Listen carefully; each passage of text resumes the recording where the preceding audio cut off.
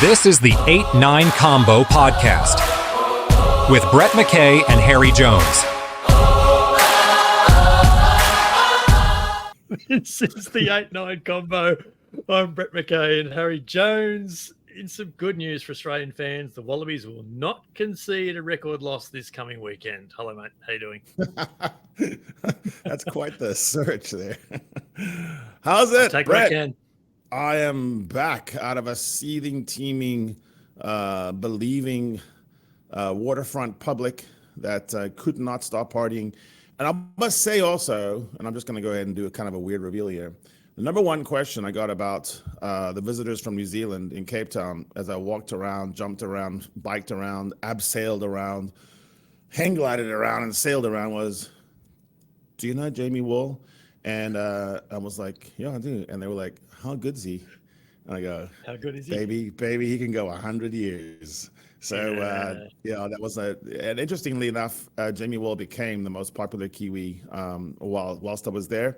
And just so happens that you went and invited him to be on the pod. So I'm excited about this today. It's almost like it was meant to happen. It's great to have everyone aboard for episode 31 of the 8-9 Combo Rugby Podcast. And we are brought to you throughout the Rugby Championship by Chasing the Sun 2, that outstanding 5-part all-access series documenting the Springboks' memorable 2023 Rugby World Cup journey, and which is coming soon to RugbyPass TV worldwide. Simply head to rugbypass.tv and sign up for free, and you can watch the first series from 2019 there already. Let's get into the week, mate. Because I haven't gotten over watching the Springboks win. I just want to keep watching them win in every year. Yeah, that's that unhealthy arrogance comment that I can't remember. Cheers, me mate. Cheers. What have you got from the weekend? Cheers. Okay, my cheers is as the people that was filed the sound in, of Harry just thinking of it. As the people filed in all their colors and hues and doctrines and backgrounds and faith systems and philosophies, from Sea Point with a dying light over the Atlantic and the crashing waves, or from the waterfront where they had probably gotten sauced up in a Scottish or Irish or a Swahili bar, I felt this anticipation, this nervousness, not so much about playing the All Blacks, because that hasn't become, that's not as nerve-wracking as it has been in the past. It was, would Cape Town let the country down? Because we've been accused of being a soft place to play, too friendly to the All Blacks, too much contingent support, too vibey, maybe too late to the game. Like, oh my God, the game's tonight, honey, let's go. And too late. Famously a Crusaders home game once upon a time. But everyone was there on time, and we gathered, and we were there way early, maybe 2 hours early. And the scenes before the game, marching bands, not 2 marching bands, but 5 drum majorettes. There were people doing Broadway plays. There were men stripping their costumes off to reveal budgie smugglers with the South African flag. There just was no end to the entertainment. Right. And I think that ended up making us feel really good about ourselves, and then the game happened. So the cheers are, what a production, what a game day. People helping disabled people to their seats, broad concourses, places to pee, beer aplenty, no French people in sight, and it was a wonderful day. Excellent. That's a good cheers. That's a good cheers. I'm going to bring the tone down a bit. Oh, I've got to say. I'm going to bring the tone down a bit. And my cheers is to the people who still want to keep singing from the song sheet that involves dropping Sean McMahon into the Wallabies team. And it's come up again over the weekend after the loss. He's one of the most common names that gets dropped in. Sean McMahon, and I'll repeat what I wrote in a Rugby Pass column a couple of weeks ago now. Sean McMahon has not played a League One game for Suntory in Japan since March 2022. That is 2.5 years ago, people. He has been managing chronic injury after chronic injury, to the point that Suntory did not even list him in their squad last year. He was so injured, he was not even in their squad. Not listed as in their squad. That's how Sam Cane ended up over there. He's back in their squad for this year. He hasn't played a game in 2.5 years. Mon Come on, frere, a question for your Gier. Are you advancing the novel theory that a person must play rugby in order to be good at playing rugby? Is that what you're trying to say? No. I'm simply advancing the theory that someone must play rugby in order to be selected to play rugby. Sean McMahon's a great player, but you're right. He's been doing, he's in Bali most of the time, having fun. His Instagram feed suggests that he is fit and healthy again, but he has not been on a football field for a long, long time. And ask me how I know this, mate. Please, I want you to ask me how I know this. Oh, why, Because Sage, do you know this? Because when I was wondering this a few weeks ago, I literally looked through every Suntory team sheet for the last 2.5 years until I saw his name. Wow. Like round I just went on his Insta and looked at him and 22. his buddy smugglers in Bali and thought he's probably not in Suntory. There you go. Anyway, that's my G's. People, if you want to select someone from overseas, let them be fit and actually playing. Fair. That's that. Fair. Another return guest this week, mate, and you have given him away, and he does join us next. Music break. We love a good rugby tourist on the 8-9 combo, and this week's guest is fresh from a South African tour, so productive that Springboks fans are now accusing Ben Smith of being him. He's gained the distribution rights for Brandy Cokes into every rugby venue in New Zealand at every level. And for all this, he still has time to return to the 8-9. Please welcome back Radio New Zealand sports writer and author Jamie Wall. Hello, mate. Welcome back. How you going? Hello, boys. I'm doing great. I'm a little bit tired after a long trip back from South Africa, but yeah, like as always, happy to make time for you two gentlemen. I was going to say, have you recovered yet? It is a hell of a trip back, isn't it? Yeah, I mean the trip itself took a toll. We did a lot of eating and drinking, and just the work was quite intense. When you're away with the All Blacks, there's always something happening. We're filing stories up to sort of 3 times a day, and there were a lot of things to talk about. Especially after the first test, it was kind of like for New Zealand, it was a perfect storm narrative, an All Black loss, a refereeing controversy, and a haka controversy as well. So those things all go absolutely great. But it also means it's a very late night working. But it was Johannesburg, and I wasn't really going to be doing anything else late at night there other than staying in my hotel room. So, brother, you went the positive route with your catchphrase "How goods," which took on another life of its own. How did you come up with that? Was it just happenstance? Did you just kind of wander your way into "How goods"? How good a catchphrase is, by the way. Yeah. That was a bit of an accident, really, a happy accident. I'd got to the hotel and I just flicked on the TV and was watching a Currie Cup game, and it was a really good game between like Northern Transvaal and Griqualand.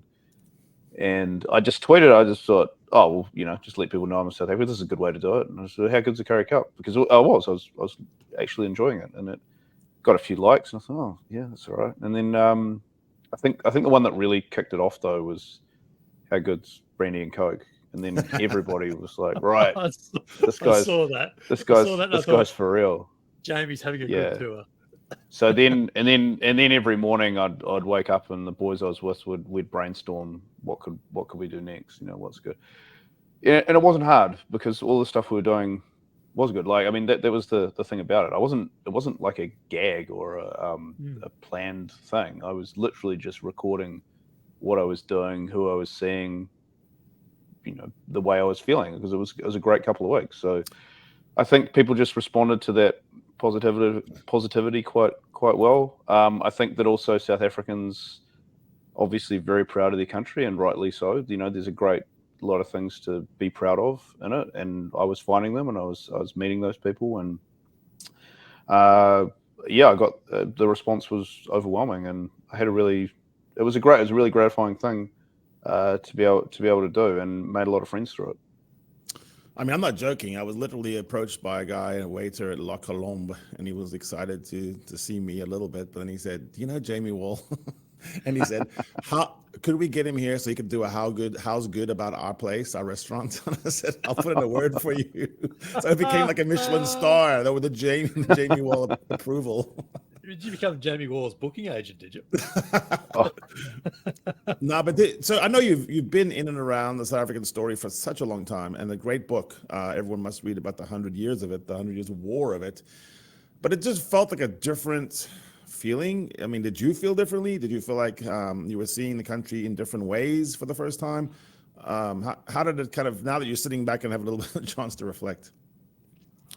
Yeah, absolutely, I did. I mean, it's that's the great thing about our jobs, is that we get to go places and see things and experience things in a kind of a different way than you normally would, because you're working, and you can either look at it as a work trip where you're just hectic and, you know, messing around all the time, or you can look at it as like, well, this is what it would actually be like to live here. You know, like I'm using the public transport system. I'm sort of having to find quick fixes for dinner and how to get around, and I'm having to interact with people who live here about just basic normal stuff, not just getting up in the morning and jumping on a tour bus and going somewhere and having everything handed to you. Like, don't get me wrong, there's nothing wrong with that, but it's kind of cool to know that when you leave a place, you have a sort of better knowledge of just the local customs and environment and the way things are done. Like, don't get me wrong, I'm not an expert or anything, and you know, I would have loved to sort of have picked up a bit more of the language and things, but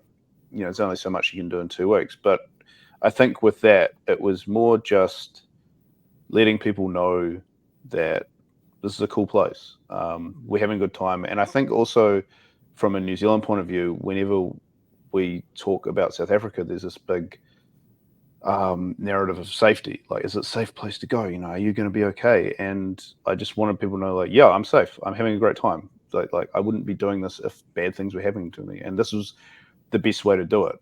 Instead of saying, oh, you know, just talking about danger and safety, just talk about positivity, because then people are more likely to engage. And I think it worked, because a lot of people were saying, like, wow, I'm sort of viewing this in a different sort of way. Like, don't get me wrong, like, you know, we were careful about what we did and where we went and everything, but yeah, at no point at all did I feel unsafe or threatened. Was that the longest period of time you'd spent in South Africa? You felt like you had the chance to really do it justice? Oh, it was my first time in South Africa. Right. I'd not been. I was supposed to go in 2020. Oh, yeah, I was supposed to go in 2020, but I obviously, you know what happened that year. So yeah, this was my first time, and I think that we all left thinking, man, this tour, which is like 99% confirmed, if that goes ahead, like, that's going to be an epic 5 weeks, because now we are, when we go back, we are going to get to do the things we wanted to do, and we are going to be able to see more of the things. And because we kind of know our way around a little bit, we're going to be able to share that knowledge with people. Yeah, one of the main points I got from the Kiwis I ran into, and not Kiwis who were based in South Africa, people who had actually traveled, was this amazement they had at the size and scale of things. I ran into this guy at the tip of Cape Point, you know, where you see the two oceans collide, and he was just amazed. He kind of said, like, this peninsula could be one of our islands, and you know, just the time it took to get places, but also, I think they came away with the complexity, like you said, learn the language. Like, which language? Languages. If you're hanging around on the waterfront in Cape Town, you're going to hear a guy speak 4 or 5 blended, because that's what they do. And I think everything is a little more complicated than it seems, including when you get in trouble, like when the ATM machine ate my card. You know, just a wonderful thing that happened next in Pretoria through bureaus and offices to get it back. So just to clarify, was that your card or was that our card? I got it back. It doesn't matter. And it prevented me for about 4 hours from not spending things. So when you look back now, and I think you were sort of a north-south visitor. You were in the Joburg area and then got down in Cape Town. What are the big differences you picked up from that, which are immense, obviously? Oh, well, I mean, one's got a massive mountain in the middle of the city, which you can't miss, which really helps when you're trying to orientate yourself. Yes. Like that. I mean, I grew up in Wellington, and it's a pretty similar sort of geographic landscape in terms of, like, you have this just big hill dominating. So wherever you look, you kind of know where you are, which I quite liked. I mean, obviously being near the sea is being New Zealander, like you're way more used to that. And also, we all got altitude sickness in Johannesburg as well. We're all getting bleeding noses and sore throats and that sort of thing, which was quite the experience, which took us actually a couple of days to figure out what the hell was going on. But yeah, I think also, I mean, there's clearly like a cultural difference between the two places. I mean, they're far enough apart that they could be two different countries, really. But there is this one, unifying narrative between two, which is obviously we're there on test week. So like all anyone was talking about was the All Blacks and the Springboks, which was awesome. And I think, Joburg's it's a tough city, man. Like it's a tough city with a hard edge and a reputation that it clearly, has earned. But it's clear that they're trying to overcome the challenges. There's a lot of hope there, and it was evidenced in just the way that they got the transportation to the game going. Like they'd organised, because they have this really good high-speed train network up there, the How Train, which is like better than anything we've got in New Zealand. And they'd organised that to link up with another rail network to provide safe travel to and from Ellis Park. Yeah. So I saw the headlines about this. What was that about? Why was that so special for someone completely uninitiated? Because it was the first time they'd reopened the train line in like 10 years, and it had been used as basically a garbage dump for about 10 years. And so there'd been this big project to clean it up in order for it to be used again for events at Ellis Park. And it worked really well, because of course, we're looking at it from, okay, how are we going to get to this place and back safely? And I was lucky enough to get a ride on it earlier in the week because of a media event that had happened around with it. And it worked really well. And I was thinking like, oh, this is like a big PR thing for the local government. Like there's going to be heaps of cops and security guards. And there were like along the route, like again, I never felt unsafe because, we were just under constant kind of, with cops and even soldiers like keeping an eye on us and everything, and it pulls up right outside the gate there. So to me, it was like one of the best sort of travel experiences to and from a stadium I've ever had. Much better than what I had to do at the World Cup last year. Like it was up there with like a Japanese style way of getting to and from a game. So I was really impressed by that. And then in Cape Town, obviously. We were staying in the waterfront, so we didn't need to worry about transport. So we just walked there along with the crowd, and just like you said, Harry, the bar area around the waterfront was packed, and it was just kind of, it's a beautiful day, and you could feel the vibe going all the way. And it was a great stadium, and like I'm a bit bummed I got to miss out on going to Newlands, but yeah, that place was really cool. Like that was a really cool stadium in terms of like building an atmosphere as you go there. And proper sizes of seats, Jamie. Like you could actually sit in your seat without someone in your lap. so many rugby stadiums were built when we were smaller, and it's just like if you're in Cardiff or London and with Twickenham, you are literally just like this the whole game. That's because they were all built for the same gauge as Roman asses, wasn't it? Doesn't everything go back to that? Yeah. So Jamie, you were presented a lot in South Africa as an expert, an author, a distinguished author, esteemed author. Did you find that you have imposter syndrome and go, nah, I'm a guy, plays rugby. I write shit sometimes. Yeah, I mean, I did. I had to preface everything with like, I wrote a book about these two teams playing against each other, but I've actually never been here. So the book is very much from a New Zealand point of view. And I want to learn as much as I can about being here so that when I do talk about this rivalry, because I often get called on to as a subject matter expert, I can use that knowledge to influence my views. And being there, you can't help but be influenced by just this pure sensory experience of being there. Like, what it's like to go to Ellis Park. You've seen it with your own eyes. You know what that atmosphere feels like, and it's something that'll stick with me forever. Because I'd probably say that's probably the greatest atmosphere I've ever been in a rugby game ever. Wow. It's so fucking loud, man. It's so loud, Brett. It's like you cannot think. It starts to take over your brain. It broke the mic on my camera that I had. It was that loud. Yeah, right. And then going to Cape Town as well, and he, you know, being an All Blacks film, being a New Zealander, we've heard for years and years like, oh, they get all this great support in Cape Town, and oh, it's like playing a home game and everything. And I remember thinking, like, oh yeah, that's a good story. I'll write something up about that. And sure enough, there was a couple hundred people at the airport waiting for them, which was nice vision and everything. But what I realized throughout the week was like, actually, the Springboks have pretty much won that place back, because on game day, like, yeah, there were locals wearing their All Blacks gears and there were pockets of it, but it was nowhere near as much as what I thought it was going to be like. It was kind of like just going to a game kind of anywhere else in the world where, you know, the All Blacks just have big support, like in a place like Buenos Aires or Tokyo or things. And like, there's nothing against the people that showed up to support the All Blacks, because like there's like a lot of history there and a lot of reasons why and everything. But now I know it's not something that we just sort of immediately bring up when you talk about Cape Town anymore, because I feel like the mood there has changed because of what the Springboks now represent.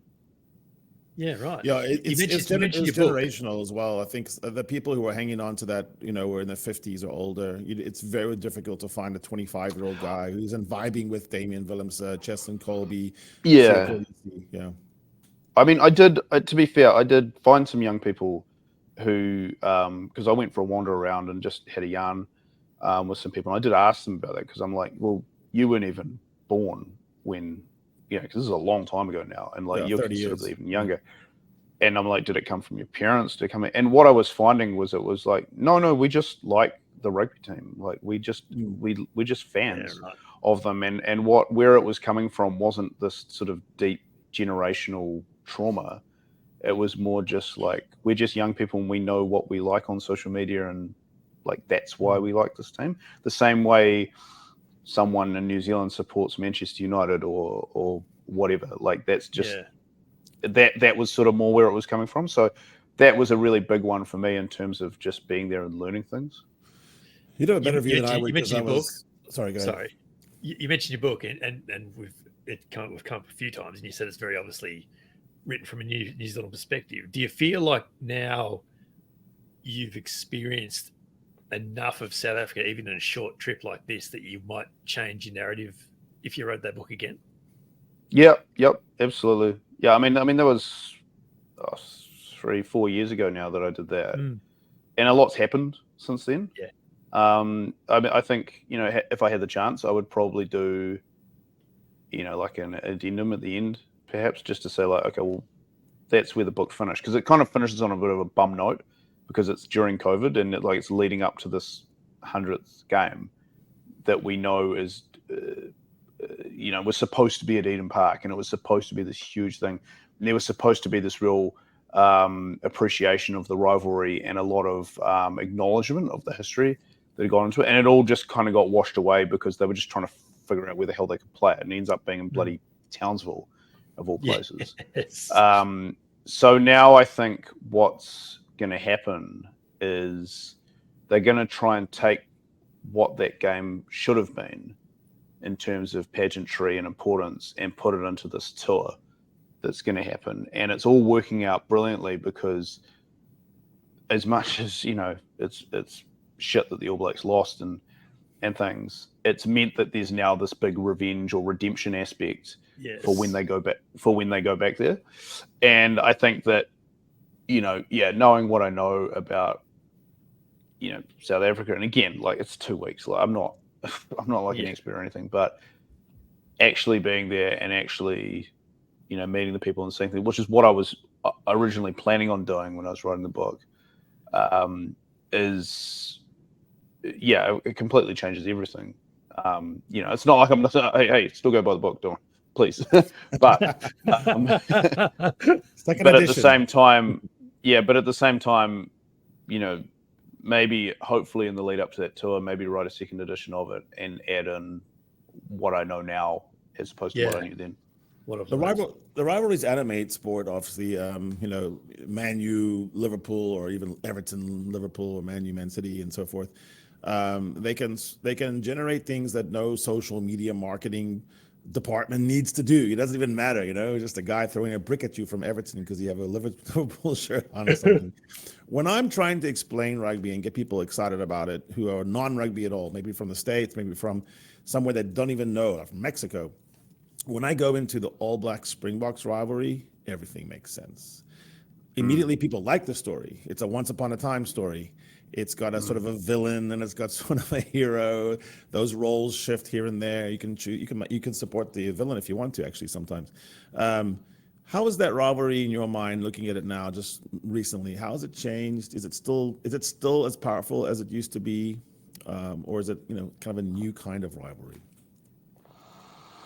I think it's definitely getting back to what it was.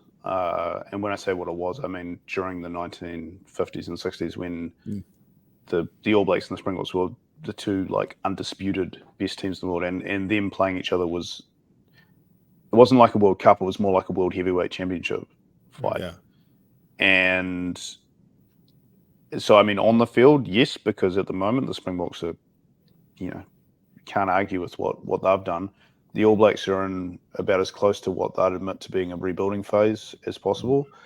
And so I think that there's really compelling reasons to watch just purely for rugby terms. Because, of course, they played in the last World Cup final. So every time they play now, it's just billed as a rematch of the World Cup final. So, no matter what happens, it's still the two best teams. And I think now, because the Springboks have won the last two World Cups in a row, that New Zealanders, younger New Zealanders, really now get an appreciation of just how important they are to the All Blacks. And because for a long time there, it wasn't, because the Springboks form post 1995 was so up and down, it probably wasn't held in the same regard. And a lot of that is to do with the fact that they were playing each other 2-3 times a year, and that it only really counted when they played in World Cups. So I think right now, because we're not used to seeing the All Blacks lose consistently to teams, that when they play next, it's going to be absolute, that's the biggest deal. They're going to have to have this game they're going to have to have this game at Eden Park next year. They will, because it's a guaranteed sellout. They can put the Eden Park record on the line there. It'll be the number one ranking. So it's kind of, again, going back to the boxing analogy, kind of unifying the titles on it. And this time it's stacked in the All Blacks' favour because they're playing at the ground where they never lose at. So I think that it's going to be a really cool build-up to the Test next year, which again is going to lead into the tour the year after, and we've got this kind of showpiece event that I think the All Blacks have kind of lacked at home, at least for a long time. Yeah, that's fair. Yeah. When was the last time, Jamie? And I'm hoping you've looked at the record books, that the All Blacks lost 5 straight games to someone. In 1949. Oh, right. Four times. Oh, no, I'm thinking, 5. No, next year. 5 never. It's never happened. Yeah, right. Yeah. Sorry, the All Blacks lost 6 tests in 1949, but it was. But it was different because there was a huge break in the Second World War, and this one sort of comes more in a proper, almost a calendar year, right? So okay, so that's not those aren't the reasons why the All Blacks remember why they lost that. It was because of crooked refereeing, and a schedule that took them up and down out of altitude consistently, which messed them up. So yeah, there's that. I just thought I'd bring that up. But yeah. But imagine that next year. At Park, oh yeah, the hype. Potentially. So there's just so much. There's things riding on it. The Eden Park record. I mean, I'm getting excited about it now. You're right. The build-up's going to be exceptional. One thing that's weird, Jamie, is I couldn't help but watching, especially at Ellis Park when I was watching the guys.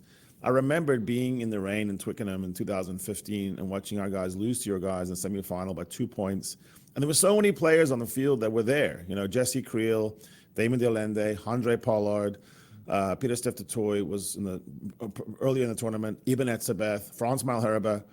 It was dotted. Sia Khaleesi played in that tournament as well. But I went on the All Black side and was just Bowden Barrett. That's the only one I remember. Maybe I'm wrong. And then, the terrible years and when the 57-0, all that, same guys. And then I thought, what a long story for a guy like Frans Malherbe, Ibn Etzebeth, and these guys to finally get used. Like Frans Malherbe has won 4 matches in a row against All Blacks. So you say rebuild. Hasn't the rebuild been kind of going on for a while? Doesn't it predate Razor? And what is it that the All Blacks are trying to find that would be the Jerome Kano, the Richie McCaw, the Kieran Reid? Where is that search going? And is it just a matter of getting people from overseas, or is there a young, cohort coming up that's like the Boks when they were 20, 21, 22 in 2015?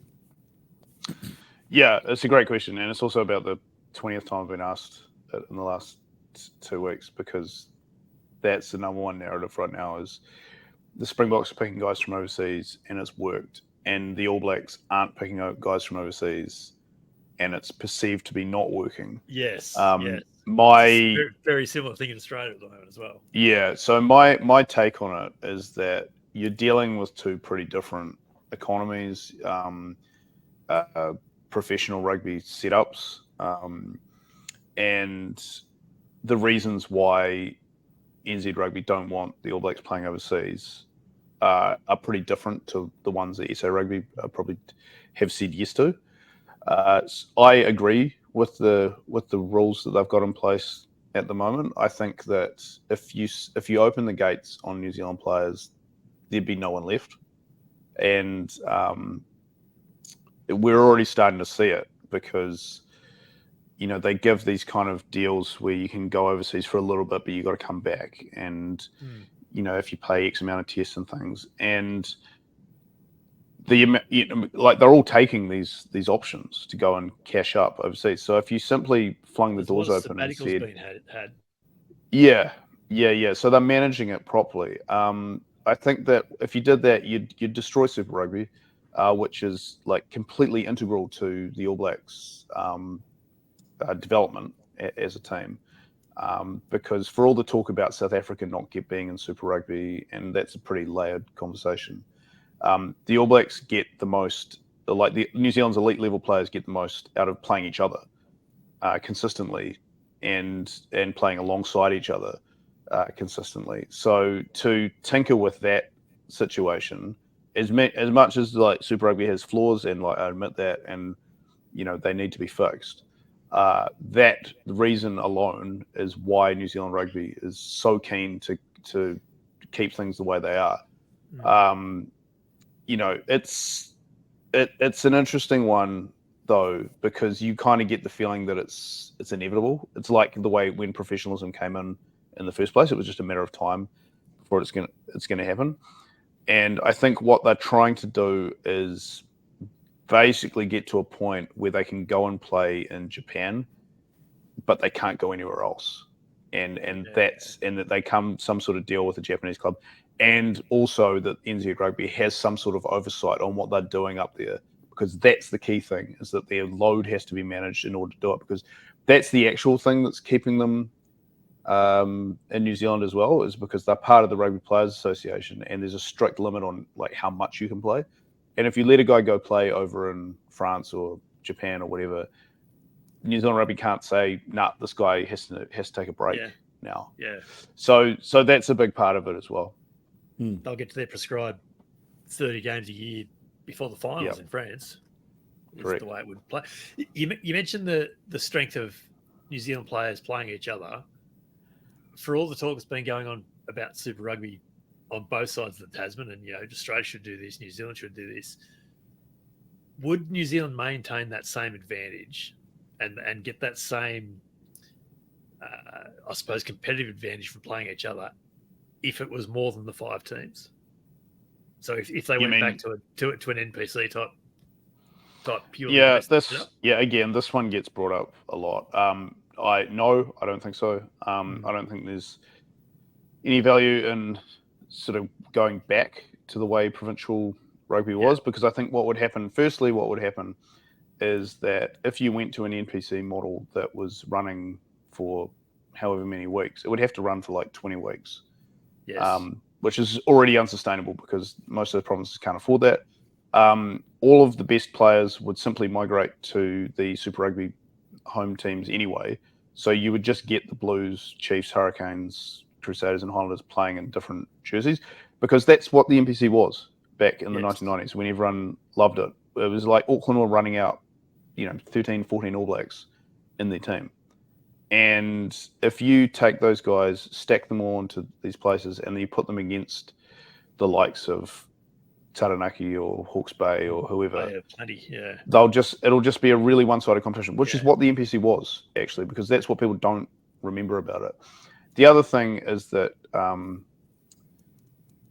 there's just not enough money to sustain that. You need this environment. I actually asked the question, not necessarily like the financials. There's concerns about the financials, but just if you go from 5 teams to 8 or 10 or 12, that competitive tension is going to get watered down. Yeah, absolutely. It would be completely diluted, and you would end up with like a development version that is inferior to what we have at the moment. Because for all its faults, again, I can't stress this enough, for all its faults, Super Rugby has done one very good thing in its existence, which is produce good All Blacks. Like it's done it. And you just need to look at how many times the All Blacks have won the Tri Nations and the Rugby Championship to see that. Because yes, the last few years have been tough, like for the All Blacks, but overall, the All Blacks win record in the professional era has gone up considerably, like by like 10% since the game went pro. So if there's one union that I feel like adapted to professionalism better than anyone else, it was New Zealand, and the proofs in the record that the All Blacks have set. Yeah, it's more. It seems like any discussion of decline, and I'm happy to entertain any question, but anything, that's the nature of debate. It doesn't seem like New Zealand's fallen off. It's that the other countries like Ireland have stepped up, and so it's changed the equation. It's like New Zealand it was harder to get any better, but they obviously, I think, did get better in some ways.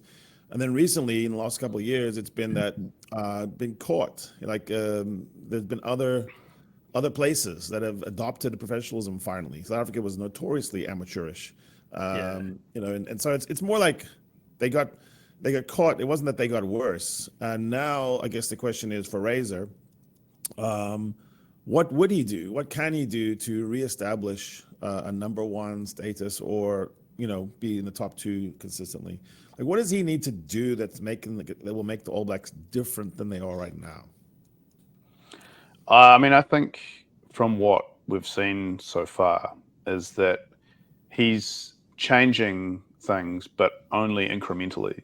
Like he could have come in and just blown everything up and started all over again and brought in all his Crusaders players. I mean, he's kind of doing that anyway. But if you look at the first team of the year, it was basically the same team as last year, and the only changes were guys that had left or were injured. And since then, it started to change, and it's changed off the back of injuries. So for example, like Satiti came in as like, oh, he's a bit of a wild card, even though he had a fantastic Super Rugby season, fully deserved his selection. But he finally gets his chance because of an injury. And I feel that's kind of probably a better way of going about it than simply just chucking him in to start against England.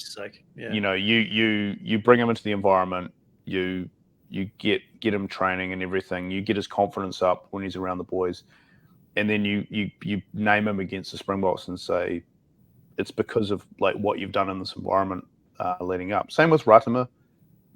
As well, to a lesser extent, he came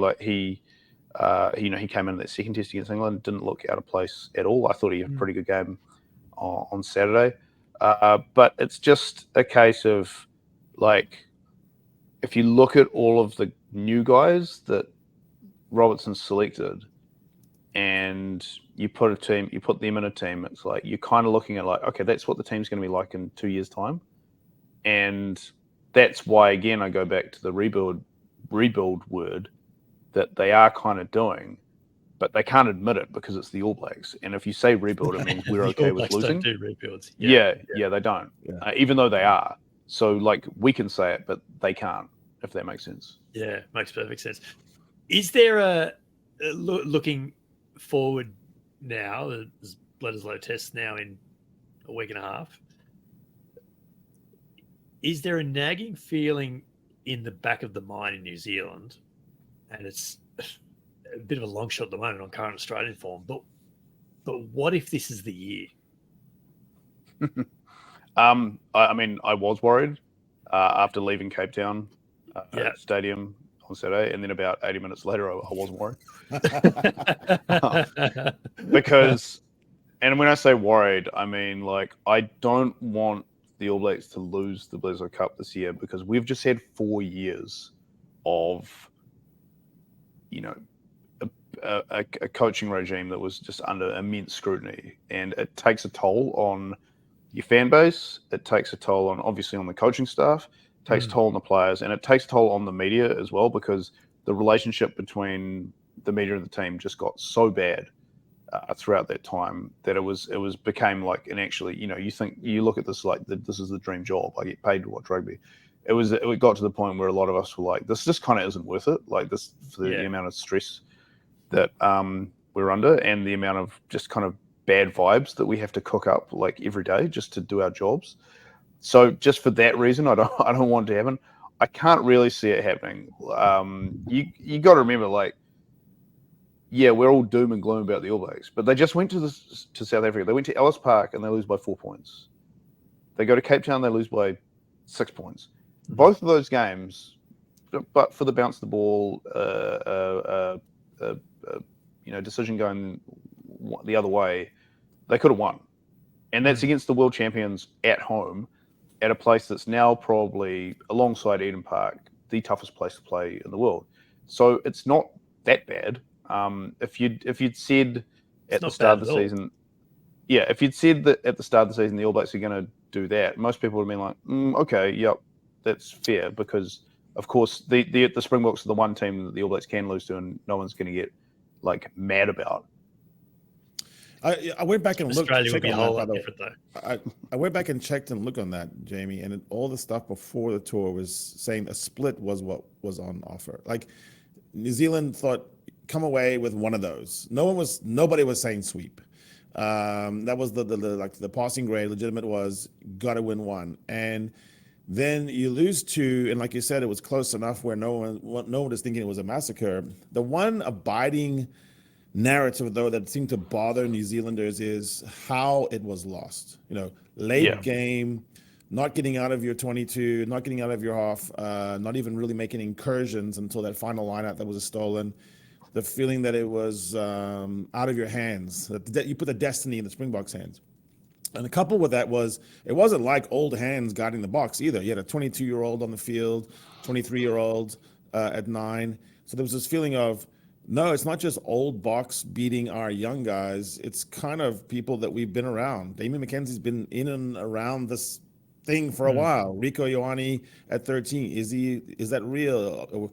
Are we trying to shoehorn Artie Surveyor into 8 and that compromises loose trio? The loose trio, midfield and 9-10. To me, I just keep reading about it from New Zealand. I don't know what the answer is. What do you think it is? You know, is Damien McKenzie or not? I think it's a fair point you make about the way it lost, because, you know, that's the way the All Blacks beat other teams, is that they're almost they'll tease them into thinking that they're in the game and then just finish it with some sort of knockout blow. And you think, and then you're left at the end thinking, how do we ever think that team was even with a shot? So I think that's probably the thing that cuts the most for All Blacks fans, is that we used to, you know, the All Blacks being on the other side of that sort of thing. It also was a bit telling that in the wash-up of the Springboks, like the first one that they had, you know, local journalists were saying, like, oh, they didn't actually even play that well. And so that was quite tough to take. Or they didn't play well until like the last 20 minutes. And also just the fact that the bomb squad came on and did exactly what they were supposed to do, and it felt like the All Blacks had been kind of out-coached a little bit, like out-thought. And there's a real kind of lack of innovation around these selections, because if you look at that second test, it was like, I think it was Asafo Aumua only came on to replace Cody Taylor for his HIA. Right. I think Fletcher Newell only got on for about 4 minutes at the end, and Sam Derry didn't get on at all.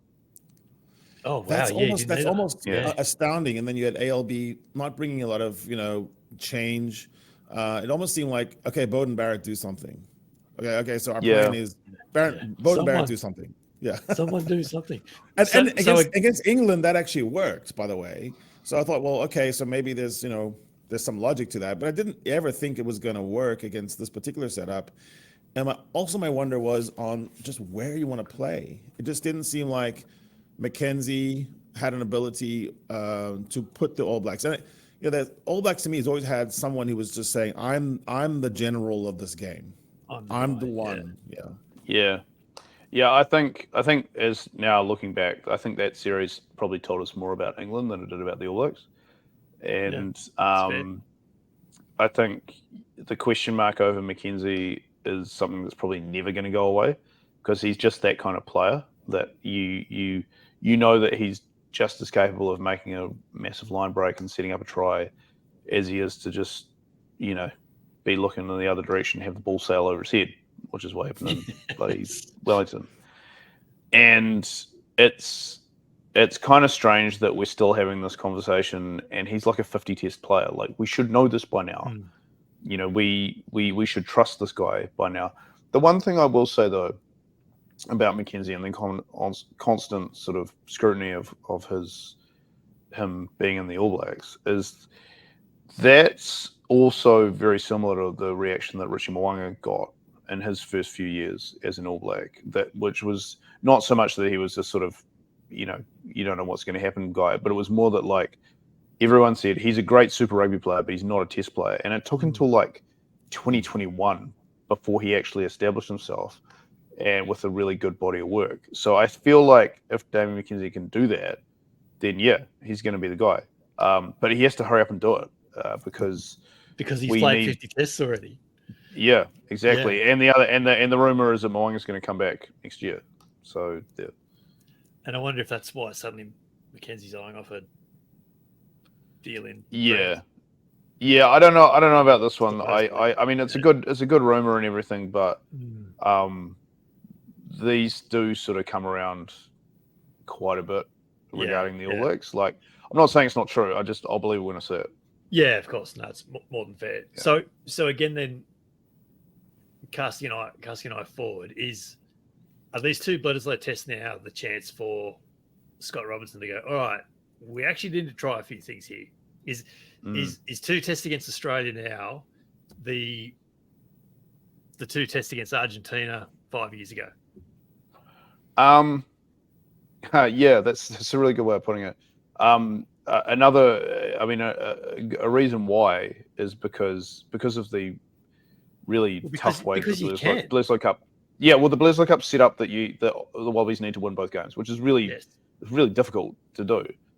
So you actually can roll the dice in this first test and make some changes, or at least stick with the team that played in Cape Town, because that was a much changed team.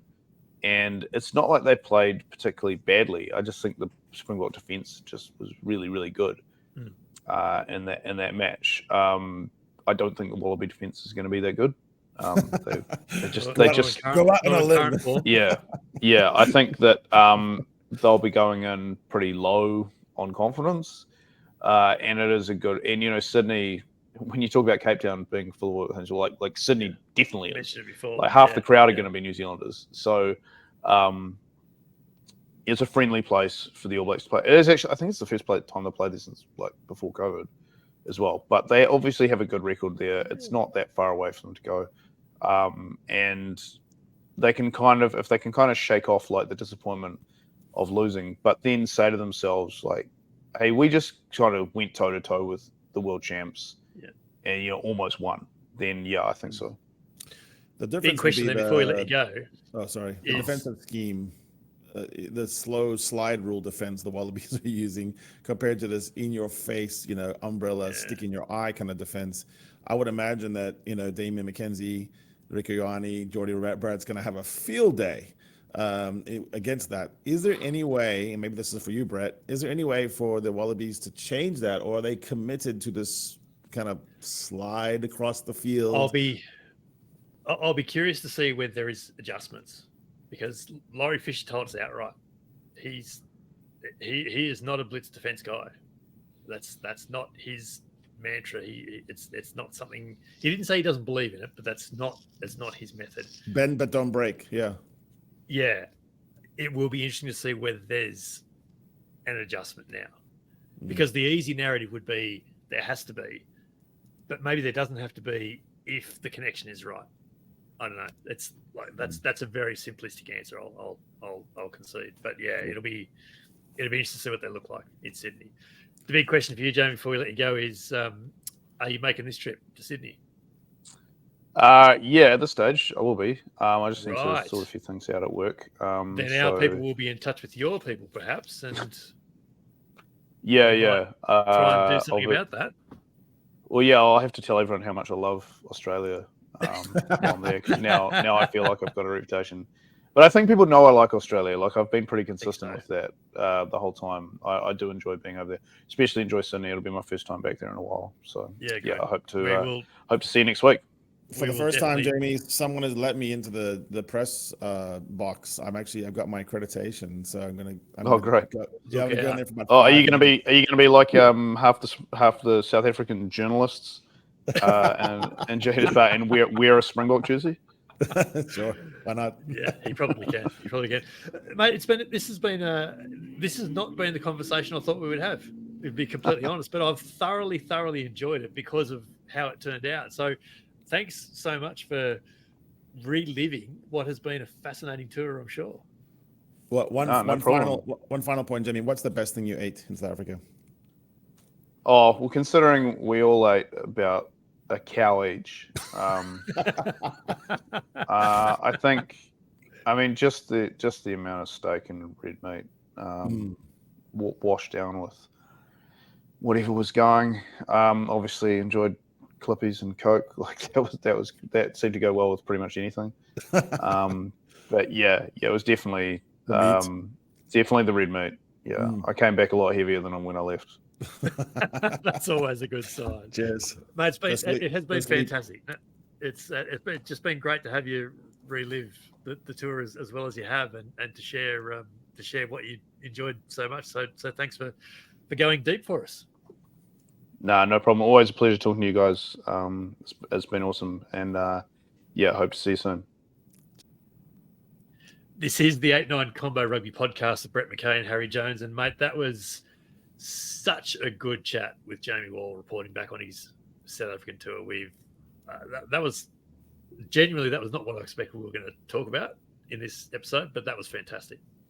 Love Jamie, but I don't remember what we talked about on the pod because he's just chatted with us for 25 minutes. That's not on the pod about some very interesting stuff that we're not allowed to share with you. So for our listeners and our YouTube channels, typically what happens is we get to the end of the guest bit and we just sort of pause for a bit, and we uploads happen and things like that. Pleasantries and all that. And usually it's thanks for your time and lots of stuff.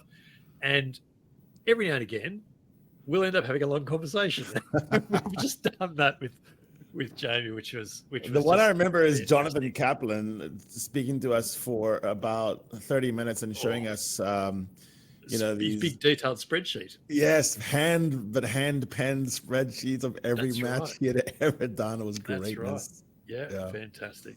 Jamie had such a good time. You can tell that the old ethos of touring and the rugby tourist is definitely what he's all about. And so I would just encourage anyone who's thinking about that to, don't be dissuaded or discouraged by safety issues. I mean, there's safety issues in any large city in the world, but know what you're doing and where you're going. But South Africa is a great place to tour, and I would always encourage all the Saffers to do the same thing back to New Zealand. And I just think there's something about rugby that belongs on tour. Touring is part of it.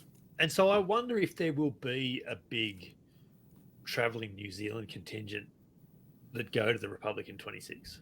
Like, you know, I'm not necessarily talking Lions to a scale, but I wonder if there will be, you know, large pots of. Anyway, I would think so, because there's enough matches. There's enough matches in it to make do it that, a trip of it. and to actually do the different centres. You know, Durban is very different from Bloemfontein, and Bloemfontein is very different from Cape Town. It's just fun to see it all. Yeah, experience it all. Yeah, no doubt. A quick whip around the grounds, mate, with a lot, obviously less rugby being played around the world. Not no rugby, but a lot less rugby being played around. Round 3 of the Pacific Nations Cup saw Fiji beat Tonga pretty comfortably, and Japan did something similar to the US, which means those two teams are sort of seeded, I suppose, for semi-finals next weekend. So Fiji plays the US, Japan will play Samoa as well, and that's been an interesting little tournament. The top 14 started on the weekend, just gone. Can you believe that we're already talking about French rugby again? Bayonne won their first game up in the top league. Otherwise, I think it all went pretty well according to plan. But Bordeaux beat Stade pretty comfortably. La Rochelle edged Toulon. Toulouse beat Vannes, the promoted team, pretty comfortably. So, you know, early days, and we'll be talking about top 14 through till May next year or something like that. It's a long season, isn't it? Currie Cup continues, NPC continues. Tane Edmonds looked pretty bloody good. I saw a good chunk of him playing for North Harbour against Auckland, and it looked pretty good. So, and those games have good players. I mean, you look across the team sheets, and you're like, there's plenty of people that you are in discussion with, or once were in the All Blacks. So, I think he's getting a fantastic education. Maybe more importantly, he's out of the sort of fishbowl that sometimes Sydney rugby Sydney can be, and just playing in the game and probably enjoying the hell out of it. Yeah, no doubt at all. Games of the week and the Test match post-mortem obviously both on hold this week, and will return next week. So make sure you're liked and followed, subscribed everywhere, and make sure you don't miss anything when we do resume next week. The biggest headlines, I think, of the last 7 days, mate, is very much talking about that 2026 tour. And on one hand, it sort of feels like New Zealand and South Africa are ready to blow up the Rugby Championship, but at the same time, the idea of old-fashioned tours is pretty cool as well. And if what it actually results in is hefty compensation for Argentina and Australia, I think everyone kind of wins. It might be the win-win-win. Although right about now, Argentina is saying, "Hey guys, we're for real." You know, we should point out that the only 2 teams that are still in the running for the Rugby Championship are Argentina and South Africa. And Argentina is, like, people were joking about it, but mathematically, but also seriously, because the first match happens in Argentina. So Argentina could pull an upset and then push the thing to the final weekend. Yeah. Wouldn't that be something? They'd just about jump into the top 4, I reckon. If they did it, they'd get massive points lift. And Ireland would go to number 1. Yeah, that would be something. Rassie Rasmus has confirmed over the weekend that the Boks will be splitting their squad for the next 2 games against Argentina. He said that they'd have a few days off after the Cape Town test, come back together, and you'll send one group to Argentina and keep another one in Stellenbosch. That, I suppose, you can. And so a guy told me who knows very well that Cameron Hanekom was told to get his vaccinations, the kind of vaccinations you have to be in Argentina.